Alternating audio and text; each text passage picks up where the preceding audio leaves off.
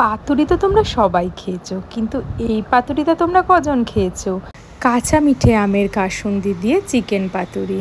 পাতুরি বানাবার জন্য আমি এখানে চিকেনটাকে একটুখানি মিক্সার গ্রাইন্ডারে গ্রাইন্ড করে নিয়েছিলাম। তার সাথে নিয়েছি আদা রসুনের পেস্ট, কাঁচা লঙ্কার পেস্ট, সর্ষে পোস্ত বাটা আর জল খাবারের আম কাসুন্দি। সেদিন বিগ বাস্কেট থেকে এই কাসুন্দিটা আনিয়েছিলাম। ভাবছিলাম কেমন হবে, কারণ আমার ফার্স্ট টাইম এই আম কাসুন্দি খাওয়া। সত্যি বলতে পুরো রান্নার টেস্টটাই একদম চেঞ্জ করে দিয়েছিল এই আম কাসুন্দি। যারা কাসুন্দি খেতে ভালোবাসো তারা কিন্তু অবশ্যই এই জল খাবারের আম কাসুন্দিটা ট্রাই করবে। আর সব থেকে ভালো ব্যাপার কি জানো, এই কাসুন্দিটা হলো হ্যান্ডমেড। এরপরে সমস্ত ইনগ্রিডিয়েন্টস দিয়ে চিকেনটাকে ভালো করে মেখে নিয়ে কলা পাতাগুলোকে একটু সেঁকে নিয়ে কলা পাতার ভেতরে চিকেনটাকে পুড়ে একটা কাঁচা লঙ্কা আর কিছুটা সর্ষের তেল ছড়িয়ে ভাজ করে কিছুক্ষণ সেঁকে নিলেই রেডি আম কাসুন্দি দিয়ে চিকেন পাতুরি। কী যে ভালো হয় খেতে এই চিকেন পাতুরিটা।